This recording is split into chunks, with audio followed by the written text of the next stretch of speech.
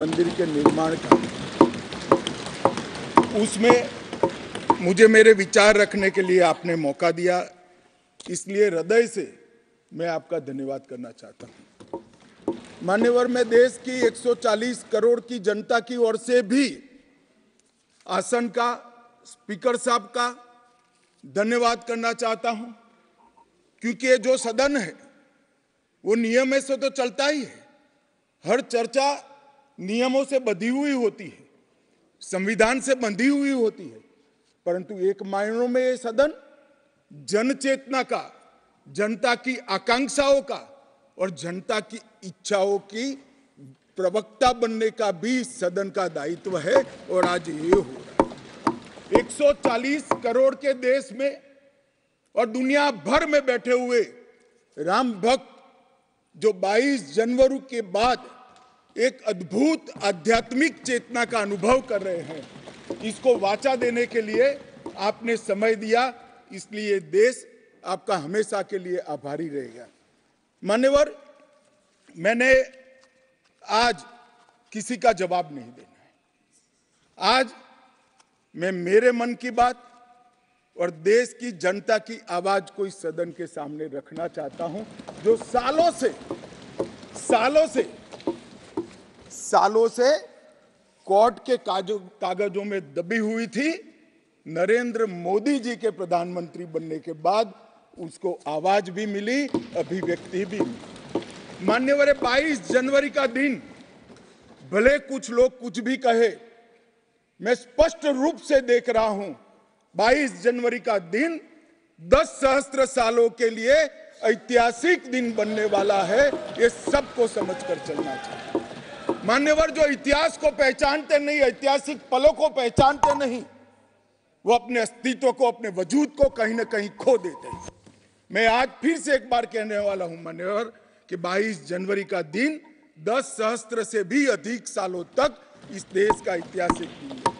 मान्यवर, 22 जनवरी का दिन 1528 से शुरू हुई एक संघर्ष और अन्याय के सामने लड़ाई का, एक आंदोलन के अंत का दिन है। 1528 से चली हुई ये न्याय की लड़ाई यहां पर समाप्त। मान्यवर, 22 जनवरी का दिन करोड़ों भक्तों के आशा, आकांक्षा और सिद्धि का दिन है। उनकी आज आशा आकांक्षाएं सिद्ध हुई है। मान्यवर, 22 जनवरी का दिन भारत की, समग्र भारत की, मैं चाहूंगा कि समग्र भारत पर पूरा सदन गौर करे। 22 जनवरी का दिन समग्र भारत की आध्यात्मिक चेतना के पुनः जागरण का दिन आज इतिहास में बन चुका है। मान्यवर, 22 जनवरी का दिन महान भारत की यात्रा की शुरुआत का दिन है। 22 जनवरी के दिन मां भारती को विश्व गुरु के मार्ग पर ले जाने को प्रशस्त करने वाला दिन मान्यवर बनने वाला है। मान्यवर, ये देश की कल्पना राम और रामचरित्र के बगैर कर ही नहीं सकती। जो इस देश को पहचानना चाहते हैं, जानना चाहते हैं, जीना चाहते हैं, राम और रामचरित मानस के बगैर वो जी ही नहीं सकते। राम का चरित्र और राम ये देश के जनमानस का प्राण है। ये सबको समझना चाहिए, सबको स्वीकारना चाहिए। और इसीलिए मान्यवर, हमारे संविधान की पहली प्रत से लेकर महात्मा गांधी के आदर्श राज्य की कल्पना को राम राज का नाम लिया गया। संविधान में भी राम दरबार को स्थान दिया गया। मान्यवर, जो लोग राम के अलावे भारत की कल्पना करते हैं वो भारत को नहीं जानते, वो हमारे गुलामी के काल का प्रतिनिधित्व करते हैं। मान्यवर, राम व्यक्ति नहीं है, राम प्रतीक है। करोड़ों लोगों का आदर्श जीवन कैसे जीना चाहिए, इसीलिए उनको मर्यादा पुरुषोत्तम किया गया। राम का राज्य किसी एक धर्म, एक संप्रदाय के विशेष के लिए नहीं है। राम का राज्य, आदर्श राज्य कैसा होना चाहिए, इसका प्रतीक न केवल भारत, समग्र दुनिया के देशों के लिए बना हुआ है मान्यवर। और इसलिए मैं मानता हूं कि राम और राम के चरित्र को फिर से प्रस्तावित करने का काम 22 जनवरी को हुआ है, मोदी जी के हाथ से हुआ है। वो इस देश के लिए सौभाग्य का विषय है। मान्यवर, हम सब उन सौभाग्यशाली लोगों में से हैं जो 1528 वहां पर राम मंदिर देखना चाहते हैं। पीढ़ियां चली गई, हजारों लोग, लाखों लोग शहीद हुए, संघर्ष किए, आंदोलन किए, मगर ये दिन देखना स्वप्न में नहीं आया। आज हम सब बहुत सौभाग्यशाली है कि इस देश को हम देख सकते हैं। मान्यवर, भारत की संस्कृति और रामायण को अलग कर कर देखा ही नहीं जा सकता। कई भाषाओं में, कई प्रदेशों में और कई प्रकार के धर्मों में भी रामायण का जिक्र, रामायण का अनुवाद, रामायण से बनी परंपराएं और रामायण को अपने राष्ट्रीय चेतना का एक आधार बनाने का काम हुआ है। कई सारे रामायणों का उल्लेख है।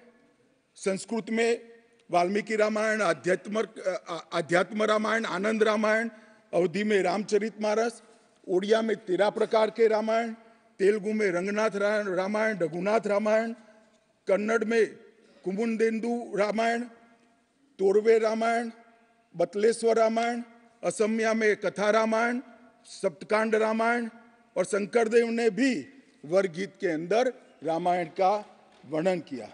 बंगला में भी रामायण मिलेगा, कश्मीर में भी राम अवतार चरित मिलेगा, बौद्ध परंपराओं में भी हनुमान जातक में रामायण का जिक्र मिलेगा, मैथिली में भी रामायण है, पंजाबी में गोविंद रामायण है। इतना ही नहीं, ओवैसी साहब चले गए, मुल्ला मसीही ने भी रामायण मसीही लिखकर सबके लिए इस आदर्श को प्रस्तावित किया है। कई सारे देशों में भी रामायण को स्वीकारा है और एक आदर्श ग्रंथ के रूप में प्रस्तावित किया है। विदेशों में नेपाल, जावा, इंडोनेशिया, कंबोडिया, तिब्बत, ये सभी देश भाषाओं में रामायण का अनुवाद भी हुआ है और उससे प्रेरणा भी ली जाती है। हमारे यहाँ आदिवासी जीवन भी एक प्रकार से अलग संस्कृति से, अलग परंपराओं से रचा बचा। उरांव में, बोडो में, संथाल में, संकाल में, बिरहोर में और छोटा नागपुर में सभी जगह स्थानीय भाषाओं में रामायण का अनुवाद भी हुआ और रामायण के आधार पर अपने जीवन को, आदर्श को बनाने का काम भी हुआ। मान्यवर, राम और रामायण से अलग इस देश की कल्पना हो ही नहीं सकती। मान्यवर, ये जो राष्ट्र की इच्छा की परिपूर्ति सम्माननीय मोदी जी के हाथ से 22 जनवरी को अभिजीत मुहूर्त में हुई है, ये लड़ाई 1528 से लड़ी जा रही है। दशकों तक ये लड़ाई चली। मान्यवर, दशकों तक लड़ाई चली। लगभग 1858 से कानूनी लड़ाई चल रही है। जब से अंग्रेजों का शासन था, 330 साल के बाद कानूनी लड़ाई का आज अंत आया है और रामलला अपने गर्भगृह के अंदर विराजमान हुए हैं। मान्यवर, 330 साल के बाद और 1528 से एक लंबा जो आंदोलन चला उसकी समाप्ति हुई है और देश की आध्यात्मिक चेतना की जागृति हुई है। मान्यवर, मैं इतना ही कहना चाहता हूं, ये आंदोलन से अनभिज्ञ होकर कोई इस देश के इतिहास को पढ़ ही नहीं सकता। आज से नहीं, 1528 से हर पीढ़ी ने इस आंदोलन को किसी न किसी स्वरूप से वाचा दी और ये मामला लंबे समय तक अटका रहा, भटका रहा, लटकता रहा। आज मोदी जी के समय में ही इसको परवान चढ़ना था, इस स्वप्न को सिद्ध होना था और आज देश स्वप्न सिद्ध होता हुआ दिखा है। मान्यवर, राम जन्मभूमि का जो इतिहास है ये बहुत लंबा है। अनेक राजाओं, संतों, निहंगों, अलग अलग संगठनों और कानून विशेषज्ञों ने ये लड़ाई में योगदान दिया है। मैं आज ये 1528 से 22 जनवरी 2024 तक की संपूर्ण कानूनी और युद्धों की और आंदोलनों की लड़ाई को, ये सभी योद्धाओं को बहुत विनम्रता से स्मरण करना चाहता हूं और उनकी लड़ाई जब आज समाप्त हुई है तब मुझे विश्वास है मान्यवर, वो जहां भी होंगे बड़ी आनंद की अनुभूति करते होंगे, अपनी श्रद्धा को चरितार्थ करने की अनुभूति करते होंगे। गिलहरी के समान कई लोगों ने अपना योगदान दिया और मान्यवर, ये राम सेतु जो बनना था 1528 से 22 जनवरी 2024 तक का, ये सेतु का भूमि पूजन भी नरेंद्र मोदी जी ने किया और प्राण प्रतिष्ठा भी नरेंद्र मोदी जी के। मान्यवर, 1990 में जब ये आंदोलन ने गति पकड़ी, उसके पहले से ही भारतीय जनता पार्टी का ये देश की जनता को वादा था। हमने पालमपुर कार्यकारिणी के अंदर हमने एक प्रस्ताव पारित कर कहा था कि राम मंदिर का निर्माण, इसको कोई एक धर्म के साथ नहीं जोड़ना चाहिए, ये देश की चेतना की पुनर्जागृति का आंदोलन है। इसलिए हम राम जन्मभूमि को मुक्त कराकर, कानूनी रूप से मुक्त कराकर वहां पर राम मंदिर की स्थापना करेंगे। अब इस देश में प्रॉब्लम क्या है साहब, जब चुनाव में घोषणा पत्र में लेते हैं तो कहते हैं चुनाव में वोट प्राप्त करने के लिए लिया, चुनावी वादा है। ये भाजपा ऐसे ही वादे करती है, 370 हो, राम जन्मभूमि हो, यूनिफॉर्म सिविल कोड हो, ट्रिपल तलाक समाप्त करना हो। अब ये कहते हैं आप ऐसे ही वादे करते हैं और ये वोट प्राप्त करने का जरिया होता है, और जब हम इसको पूरा कर देते हैं तो बड़ी खिलाफत करते हैं। मैं आज भी कहता हूं, भारतीय जनता पार्टी और हमारे नेता नरेंद्र मोदी जी मान्यवर जो बोलते हैं, जो कहते हैं, वो करते हैं। हमारी पार्टी का चरित्र है और ये कोई छिपी हुई बात नहीं है। किस चीज का आक्रोश? हम 1986 से कह रहे हैं कि हमारा भव्य राम मंदिर बनना चाहिए, संवैधानिक तरीके से। कुछ लोगों ने यहां पर और बाहर मीडिया के सामने प्रतिक्रिया व्यक्त की, वो कानून की दुहाई देते हैं। मैं उनको पूछना चाहता हूं कि मान्यवर, क्या सुप्रीम कोर्ट की 5 जजों की खंडपीठ के जजमेंट से आप वास्ता रखते हो या नहीं रखते हो? भारत के संविधान से वास्ता रखते हो या नहीं रखते हो? किसी ने अगर सुप्रीम कोर्ट की अवहेलना कर वहां पर मंदिर बनाया होता तो आप कुछ भी कह सकते थे, मगर जब देश की सर्वोच्च अदालत के 5 जजों की खंडपीठ ने, और जिसकी अध्यक्षता स्वयं चीफ जस्टिस ऑफ इंडिया और आने वाले 4 चीफ जस्टिस कर रहे थे, ऐसी महत्वपूर्ण बेंच ने जब ये निर्णय लिया, तब आप कैसे कन्नी काट सकते हो? मान्यवर, निर्णय पसंद हो तो स्वीकार कर लेना, सुप्रीम कोर्ट का सम्मान करना, और कोई निर्णय पसंद ना आए तो सुप्रीम कोर्ट के भी बड़ा बूढ़ा करना, ये ठीक नहीं है। मान्यवर, सुप्रीम कोर्ट के निर्णय ने आज पूरी दुनिया में भारत के पंथ निरपेक्ष चरित्र को उजागर किया है। दुनिया में एक भी देश ऐसा नहीं है जहां बहुमत समाज ने अपनी आस्था का निर्वहन करने के लिए इतनी लंबी कानूनी लड़ाई लड़ी। हमने राह देखी है, सुप्रीम कोर्ट में लड़ाई लड़ी, और सुप्रीम कोर्ट का जजमेंट आने के बाद वहां पर आज भव्य राम मंदिर बना है। मान्यवर, जो बोल रहे हैं उनको भी सब मालूम है कि क्यों बोल रहे हैं। मैं आज फिर से कहना चाहता हूं, हमारे गुजरात में एक कहावत है, हवन में हड्डी नहीं डालनी चाहिए। पूरा देश जब आनंद में डूबा है, पूरा देश आध्यात्मिक चेतना की जागृति का अनुभव हो रहा है, भैया स्वागत कर लो, साथ में जुड़ जाओ, इसी से देश का भी भला है और सबका भला है। मान्यवर, एक लंबी लड़ाई के बाद स्थगितता में पड़े हुए मामले को नरेंद्र मोदी जी ने एक युग परिवर्तन करने के लिए, जब मोदी जी को देश की जनता ने लंबे समय के बाद और कांग्रेस के बगैर किसी दल ने पहली बार पूर्ण बहुमत के साथ प्रधानमंत्री बनाना, तब से ये लड़ाई शुरू हुई। मान्यवर, 14 से 19 तक राम जन्मभूमि मंदिर की लड़ाई चली, उसका ट्रांसलेशन हुआ, सालों लगे, लाखों पेज का अनुवाद हुआ, अनुवाद होकर कोर्ट के सामने गया, बीच में चुनाव आ गया, कोर्ट ने माना कि चुनाव के वक्त फैसला देंगे तो इसको शायद अलग दृष्टि से देखा जाएगा, कोई बात नहीं, चुनाव के बाद फिर से मोदी जी आ गए और फिर केस चला और अंततोगत्वा जब कोर्ट ने न्याय किया तब 5 अगस्त 2020 को 19 को मोदी जी ने इसकी नींव रखकर इसकी शुरुआत। मान्यवर, ये जो 20 से 24 की यात्रा है वो 20 से 24 की यात्रा भी समझनी चाहिए। राम जन्मभूमि का आंदोलन ऐसे ही नहीं चला। इसके साथ हर गांव, हर घर में हर करोड़ों राम भक्त, अनेक संगठन, भारतीय जनता पार्टी, राष्ट्रीय स्वयंसेवक संघ समेत घर घर गए, शिला लेकर गए, पूजा की और वो पत्थर को राम मंदिर की शिला बनाकर अयोध्या तक पहुंचा। अशोक सिंघल जी जो चरम सीमा पर ले गए थे, अडवाणी जी ने जन जागृति की और मोदी जी ने जन आकांक्षा की पूर्ति कर कर एक आध्यात्मिक चेतना का जागरण कर दिया। मान्यवर, ये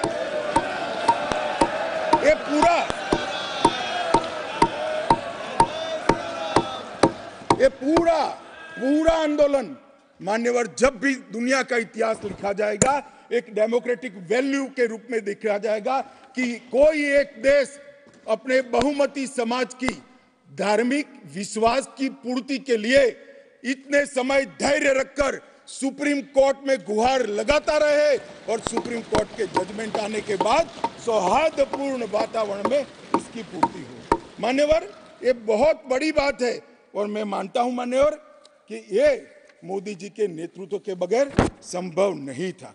मान्यवर, मैं इतना ही कहना चाहता हूं कि जब राम मंदिर का निर्माण हो रहा था तब और जब जजमेंट आया तब कई लोग आगाज लगा रहे थे, कई लोग अनुमान कर रहे थे इस देश में रक्तपात हो जाएगा, इस देश में दंगे हो जाएंगे, इस देश में धर्म के बीच में बड़े विवाद होंगे।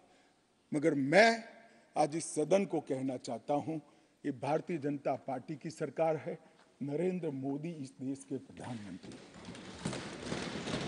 कोर्ट के जजमेंट को भी जय पराजय की जगह सबकी मान्य न्यायालय के आदेश में परिवर्तित करने का काम मोदी जी के दूरदर्शी विचार में। और उसके बाद जब समय आया, निर्माण के बाद जब समय आया मान्यवर, उनको न्योता मिला कि वो आकर भूमि पूजन करें। 130 करोड़ की जनता के वो जनप्रतिनिधि हैं। न्यास ने उनको नेतृत्व करने का, जनता का प्रतिनिधि के नाते जब मौका दिया शिलान्यास करने का, तब मोदी जी के जो पूरा आचरण है इसको ध्यान से देखना चाहिए। मान्यवर, वो आचरण आने वाले अनेक सैकड़ों सालों तक दुनिया के सामने रहेगा और दुनिया के सामने इससे कई लोगों को प्रेरणा भी मिलेगी। मान्यवर, हम सब ने आचार्य गोविंद देव गिरि जी ने जो वक्तव्य दिया वो सुना है। मोदी जी को जब मौका मिला तब उन्होंने रामानंदी समाज के, संप्रदाय के और वैष्णव संतों से पूछा कि भाई प्राण प्रतिष्ठा करनी है, किसी संसारी ने करनी है, तो इसके यम नियम, इसके लिए किस प्रकार की उपासना करनी चाहिए। और जो संतों की ओर से सुझाएगा उससे भी अनेक गुना कठोर 11 दिन का व्रत इस देश के प्रधानमंत्री।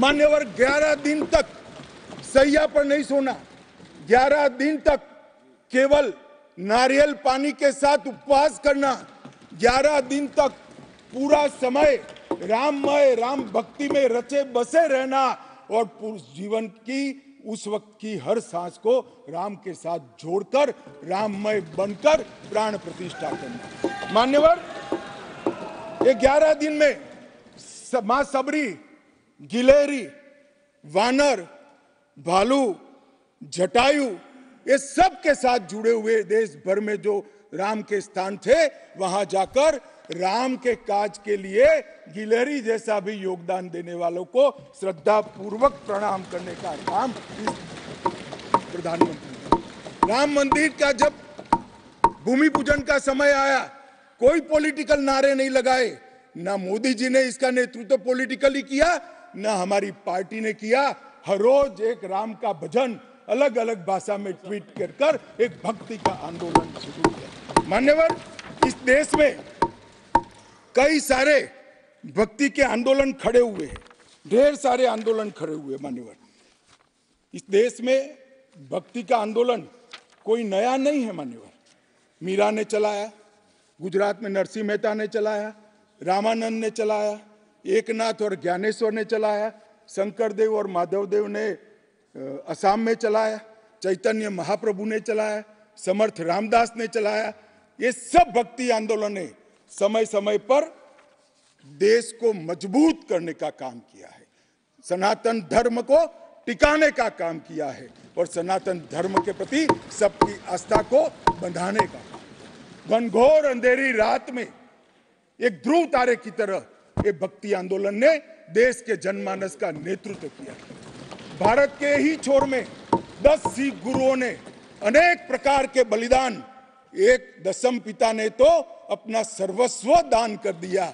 इस प्रकार के त्याग की भी इस देश की परंपरा रही, परंतु ये समग्र भारत के हजारों साल लंबे सांस्कृतिक और राजनीतिक इतिहास में एक शासक ने, एक जनता के व्यक्ति ने, एक जनता के प्रतिनिधि ने अपने यम, नियम, तप और उपासना से भक्ति चेतना की जागृति की, तो इसका एकमात्र घटना नरेंद्र मोदी जी ने की। और मैं तो स्वयं अनुभव कर रहा हूं। मैं उस दिन बैठा था लक्ष्मी नारायण मंदिर में, दिल्ली में बिरला मंदिर में।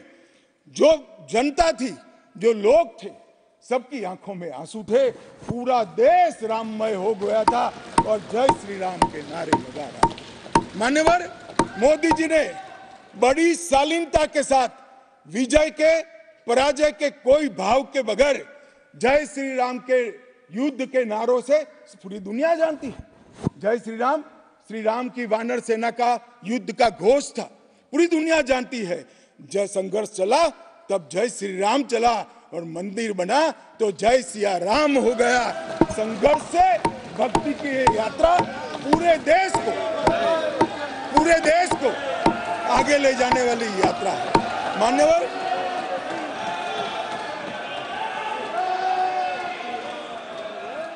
इतने चेतनामय वातावरण के अंदर भी विभाजन की बात करने वाले लोगों से मेरा करबद्ध निवेदन है, समय को पहचानो, एकता के संदेश को स्वीकारो और आगे देखकर चलना शुरू करो। भारत की और हम सब की भलाई।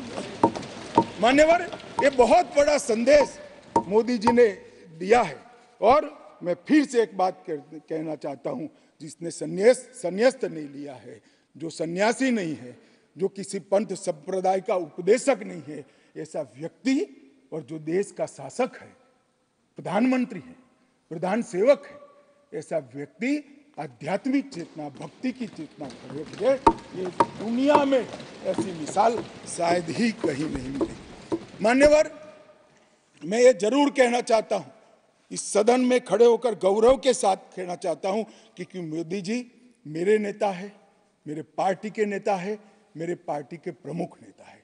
मान्यवर, मोदी जी ने एक ऐसा नेतृत्व दिया जिसने अनेक समय पर नेतृत्व के गुण क्या होते हैं इसका परिचय देने का काम किया।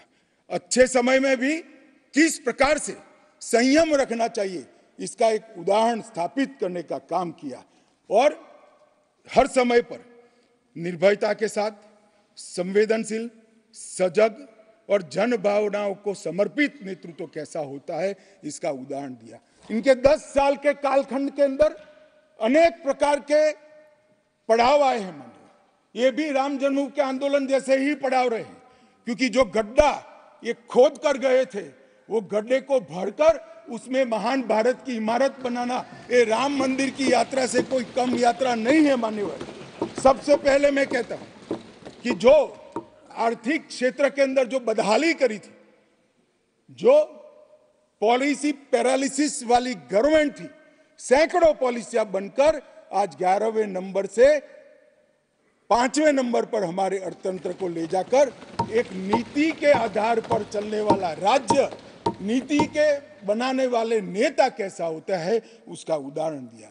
कोविड आया तो भयभीत हुए बगैर, सरकार की मशीनरी कम पड़ जाएगी, जब तक आंदोलन पूरा देश नहीं लड़ेगा इससे हम नहीं लड़ पाएंगे, वो जानते हुए एक मोर्चे पर वैक्सीन का इनोवेशन का काम चालू रहा, दूसरे मोर्चे पर हेल्थ इंफ्रास्ट्रक्चर का अपग्रेडेशन का काम चालू रहा, तीसरे मोर्चे पर हर गरीब के घर में अनाज पहुंचाने का काम चालू रहा, चौथे मोर्चे पर जो कोविड की दर्दियों की शुश्रूषा कर रहे थे उनका नेतृत्व करने का काम चालू रहा, और पांचवें मौके पर जनता कर्फ्यू, दिया जलाना, थाली बजाना, हंसने वाले आज रोड पर घूमते हो गए, उनको मालूम नहीं है पूरी दुनिया मोदी जी के संवेदनशील और समग्रता से भरे हुए नेतृत्व को आज स्वीकार। मान्यवर, यही समय में कोविड का पड़कार भी आया, यही समय में 62 की तरह चीन ने अपना मुंह दिखाना शुरू किया, दृढ़ता के साथ नेतृत्व छाती सीना तान कर खड़ा रहा, हिंदुस्तान की एक इंच जमीन नहीं। कई बार हुआ था इसी समय में पुंछ और पुलवामा में हमला हुआ, सर्जिकल स्ट्राइक और एयर स्ट्राइक कर नेतृत्व की वीरता का भी परिचय दिया और घर में घुसकर जवाब देने का काम किया। हजारों बच्चों जब परीक्षा के वक्त आत्महत्या करते थे, ट्रेस में आते थे, मनोरोग के शिकार बनने थे, एक पिता की तरह एक प्रजावात्सल नेतृत्व का परिचय देते हुए प्रजा परीक्षा पे चर्चा की भी बात। और जब मौका राम मंदिर का आया तब एक सन्यासी की तरह, एक भक्त की तरह गौरवपूर्ण तरीके से आध्यात्म को जागरूक करते हुए आध्यात्मिक चेतना का जागरण करने का काम भी नरेंद्र मोदी जी ने किया। मैं इसलिए कहता हूं कि बहुत लंबे समय से इस देश को ऐसे नेतृत्व की जरूरत थी। 70 साल तक, 68 साल तक देश ऐसे नेतृत्व में भटकता रहा, लटकता रहा। 130 करोड़ की जनता ने मोदी जी को चुनकर एक सर्वगुण संपन्न नेता को चुनकर देश की सभी चुनौतियों को समाप्त किया। मान्यवर, मैं आज आपके माध्यम से ये मैं कहना चाहता हूं, ये राम मंदिर का निर्माण, वो राम मंदिर में रामलला की बाल प्रतिमा, मनोहरी दृश्य, आंख बंद कर देते तो सामने वो प्रतिमा दिखाई पड़ती। मान्यवर, इतनी मनोहरी प्रतिमा बनाने का काम हुआ और उसकी प्राण प्रतिष्ठा भी हुई। मान्यवर, एक प्रकार से समग्र भारतीय संस्कृति को मोदी जी के माध्यम से एक अभिव्यक्ति का काम हुआ। मान्यवर, राम का जीवन ही अपने आप में परिपूर्ण। बचपन में ही शिक्षा संस्थानों की रक्षा के लिए विश्वामित्र के वहां रावणों का वध किया, अहल्या को सम्मान दिया, मां सबरी को गले लगाकर इस देश के गिरिजन और पिछड़े लोगों को गले लगाने का काम किया, महिलाओं का सम्मान किया और गिलहरी, गिद्ध, वानर, रींछ, वनवासी सबको जोड़कर सत्य पर सत्य की विजय का झंडा श्री राम ने फहराया। और मोदी जी ने जब ये अयोध्या बन रही है, ढेरों लोगों ने, मैं आज सबके बीच में कहने से मेरी अपने आप को रोक नहीं सकता, ढेरों लोगों के प्रस्ताव कि अयोध्या के इंटरनेशनल एयरपोर्ट को श्री राम का नाम दिया जाए। बड़ा लोक लुभावन प्रस्ताव, परंतु मोदी जी ने महर्षि वाल्मीकि का नाम देना। सारे मौकों पर दशरथ का, सीता माता का चौराहे पर नाम देने का प्रस्ताव आया था, मोदी जी ने कहीं जटायु को रखा, कहीं गिलहरी को रखा, कहीं हनुमान को रखा। मान्यवर, समग्र समाज साथ में लेने का काम किया। मान्यवर, ये जो मंदिर बना है उसके निर्माण में भी पूरे समाज को साथ में रखने का काम किया गया है। मान्यवर, मैं आपको जरूर बताना चाहता हूं कि इसमें देश के हर हिस्से को स्थान देने का काम मंदिर के निर्माताओं ने किया है। एक भी प्रदेश ऐसा नहीं है जहां से कुछ नहीं आया है। हर प्रदेश और आसपास के सभी देशों से राम काज के लिए कुछ न कुछ समर्पित हुआ है। सबकी भूमिका पूरे समाज को जोड़कर मान्यवर ये मंदिर बना है, ये सामाजिक एकता का एक अद्भुत उदाहरण है मंदिर है, सांस्कृतिक पुनर्जागरण का अद्भुत उदाहरण है मंदिर है। मान्यवर, अयोध्या में राम मंदिर विध्वंस के सामने विकास का विजय है। मान्यवर, अयोध्या में राम मंदिर धर्मांधता के सामने आध्यात्मिकता और भक्ति का विजय है। मान्यवर, भारत के गौरवमय युग की ये शुरुआत है। आत्मनिर्भर भारत और विकसित भारत का रास्ते का प्रशस्तीकरण का पॉइंट है और भारत माता को विश्व गुरु बनाने के रास्ते की मान्यवर शुरुआत है। मैं जरूर मानता हूं कि सालों से, सदियों से इस देश के प्रेरणा पुरुष रहे, जिनके चरित्र से न केवल इस देश, पूरी दुनिया संदेश लेती है, ऐसे प्रभु श्री राम को मूर्ति का अपने निज घर में स्थापन से इस देश का जो नया युग शुरू हुआ है ये बहुत शुभांकर होगा और आने वाले दिनों में 2024 में भी मोदी जी के नेतृत्व में यहाँ सरकार बनेगी और ये शुभांकर शुरुआत हुई है, उसको गंतव्य स्थान पर ले जाने का प्रयास करेगी। मान्यवर, मेरा बहुत बहुत धन्यवाद। मेरे शब्द और विचार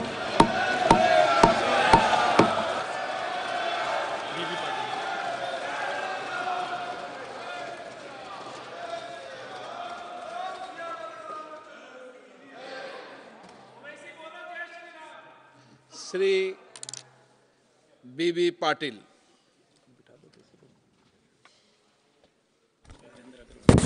स्पीकर सर, मुझे सदन में बोलने का अवसर देने के लिए बहुत बहुत धन्यवाद।